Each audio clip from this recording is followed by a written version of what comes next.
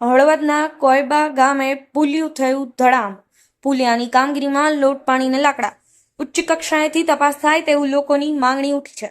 ગુજરાતમાં રોડ રસ્તા અને પુલિયા બનાવ્યા અને 1-1.5 વર્ષમાં જર્જરિત થઈને તૂટવા લાગે છે, જેમાં ગુણવત્તાનો સદંતર અભાવ હોય છે. જેથી ગુજરાતના મુખ્યમંત્રી ભૂપેન્દ્રભાઈ પટેલે આ ગુણવત્તા વગરના રોડ કે પુલિયા કરનાર કોન્ટ્રાક્ટર અને અધિકારીને જવાબદાર ગણીને કાર્યવાહી કરવામાં આવશે તેમ જણાવી તેમણે અસરકારક સમયસર ગુણવત્તાયુક્ત થઈ શકે તેમજ મોનિટરિંગ અને સુપરવિઝનની કામગીરી અસરકારક કરી શકાય તે માટે મુખ્ય ઇજનેરોને કાર્યક્ષેત્રની વહેંચણી કરી દીધી છે.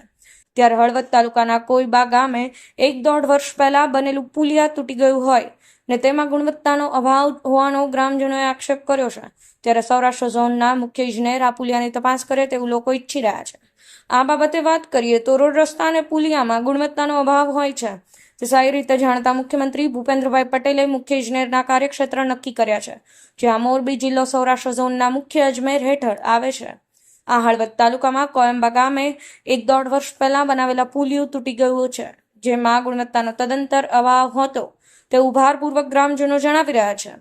ત્યારે સૌરાષ્ટ્ર ઝોનના મુખ્ય ઇજનેર આ પુલિયા બાબતે તપાસ કરે અને કોન્ટ્રાક્ટર અધિકારી વિરુદ્ધ યોગ્ય કાર્યવાહી કરે તેવું લોકો ઈચ્છી રહ્યા છે. અહીં એ વાત જણાવી દે કે ગેરરીતિ ભ્રષ્ટાચારના આક્ષેપ થાય તે પ્રાથમિક તપાસનો વિષય બન્યો છે અને જવાબદાર અધિકારીએ શું માટે તપાસ કરવાની હોય છે, પરંતુ મોટે ભાગે આવી તપાસ થતી નથી. ત્યારે આ તૂટી ગયેલા પુલિયાની જવાબદારી નક્કી કરવા અલગથી જ લેખિતમાં પુરાવા સાથે રજૂઆત કરવામાં આવશે તેવું પણ જાણવા મળ્યું છે. શ્રીકાંત પટેલ, સમય 24 ન્યૂઝ. મારું નામ સોલંકી જેઠાભાઈ ગણેશભાઈ, ગામ કોઈબા, તાલુકો હળવદ. આ પુલ 1.5 વર્ષ થયો બનાવ્યો, તો નબળી ગુણવત્તાના કારણેથી આ પુલ તૂટી ગયેલો છે. કામકાજ કાચું જ છે. આમ તમે સામે જુઓ કે દેખાઈ રહ્યું ને બે ગયું છે. હાલો આ કામ હાવ નબળું બનેલું છે. એથી આગળ પણ ખેડૂતે પારો બાંધી દીધેલો હોય, એટલે આ બાજુ ભીં કરી અને આ પિલોર પાડી દીધો. એટલે આ આગળ પિલોર ન હોવો જોઈએ. બીજો નંબર, કામ સારું થાય એવી રીતે કોશિશ કરો. બીજો નંબર, લાઇટના થાંભલા ઠેઠ લગી પડી ગયા અને બધા ઊભા કરો, તાત્કાલિક અમને લાઇટ આપો, આવી અમારી વિનંતી. કયું ગામ આવેલું છે? આ નવું કોઈબા હરિજનવાસ દલિત સમાજ. લાઇટ નથી, પાણીની વ્યવસ્થા નથી, સમજ્યા? એટલે આમાં કહેવાનું એવું થાય છે કે તમે તાત્કાલિક આના માટે પગલાં લ્યો સરકારશ્રીને. કોઈ અધિકારી આવ્યો? અધિકારી આવ્યા હતા સાહેબ, આપણે વરમોરા સાહેબને આવી ગયા, પણ હવે આવીને તો એ તાત્કાલિક શું કરે, આ કામ પહેલાંથી મોરું બન્યું સાવ.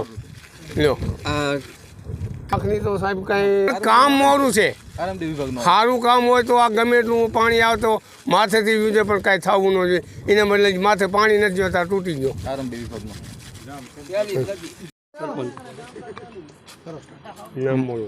મારું નામ ઝાલા દેવેન્દ્રસિંહ જીતુભા, ગામ કોઈબા, અત્યારે હાલમાં સરપંચ છું. આ જે પુલની કામગીરી રહી ને એ સાવ નબળી જ છે પહેલેથી. એનું કારણ એક જ છે કે આની આગળ એક પારો બાંધવામાં આવ્યો છે. એ આરએનબી વિભાગવાળાએ જોઈ ગયા હતા સાહેબોની પહેલાં. એવું નથી જે નથી જોયું એમને કંઈક નથી ખબર, પણ આ એના હિસાબે જે પારો જે રહ્યો ને એના હિસાબે ધોવાણ થઈ ગયું છે. કામે ભલે હું કહું નબળું જ છે, કારણ કે એમાં આપણને કંઈ ખબર ન પડતી ક્વોલિટીમાં. આરએનબી વિભાગનો રોડ છે અને હું તો કહું કે આ વહેલા તકે આ ગામને ઝપટે જેવો પુલ બનાવી દે એવી વિનંતી કરું છું. શું પરિસ્થિતિ છે? મારું ગામ નવા કોઈબા, વણકરવાસ, સોલંકી બાબુભાઈ કાનજીભાઈ. આ પુલ જે છે એ વણકરવાસના ગામ પૂરતો બનેલો, વાડીઓમાં જવાવાળો રસ્તો. આ નાલા છે, નાલા બાંધ્યા, તૂટ્યા, મોરા કામના લીધે તૂટ્યા. બરાબર, આ કોઈ કોન્ટ્રાક્ટને આ તે કેવું સાહેબો હોત ખાવાવાળા, કોન્ટ્રાક્ટ ખાવાવાળા અને ગામનો સહકાર કોઈક હોય એવું ન હોય. ગામ હોય અહીંયા હોય બધુંય નથી, એવું નથી એવું તમે ન માનવું, ગામમાંય હોય. તો આ જે પુલ બનાવ્યો તો આ નદી આ કેટલા મીટર છે, એ મીટરની અંદર કાંઈ 50 મીટરના નાલા ન ચાલે. બરાબર, એ અમારી માંગણી છે કે અત્યારે અમારે ગામ લોકોએ વિરોધ કરેલો નવા કોઈબાવાળા, પણ કોઈ અમારી કોઈ રજૂઆત સાંભળી નથી કે તમે આટલા નાલા ન મૂકો, કે આ આખી નદીમાં મૂકો, 2 જગ્યાએ બીજા આમ મૂકો. નોખી જગ્યાએ 8 થી 10 નાલા હોવા જોઈએ, તો આ નદીની અંદર ગમે ત્યારે પાર કરો તો કોઈ મુશ્કેલ ન પડે. આ તો કોઈ જાનહાની બની, કોઈ માણસનું ઓલું થયું હોય તો આગળ ઢવાણા ગામની અંદર ટ્રેક્ટર અત્યારે પલટી મારી ગયું. એ માણસો અમે રાતે બધા આવ્યા પણ અહીંયા કોઈ આવ્યો એવી પરિસ્થિતિ અમારી રહી નહીં. કે અમે જઈ શકીએ અહીંયા મદદરૂપી જવું જ છે. માણસની રીતે માણસ જઈએ કે તો આ અમારી આ પોઝિશન જવાની ન રહી.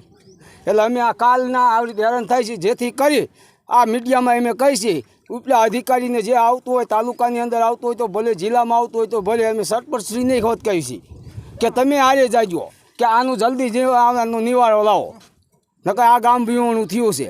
પછી એની નહીં તાત્કાલિક પગલાં લેવામાં આવે તો અમારે બહિષ્કાર કરવામાં આવશે. જય હિન્દ, જય ભારત.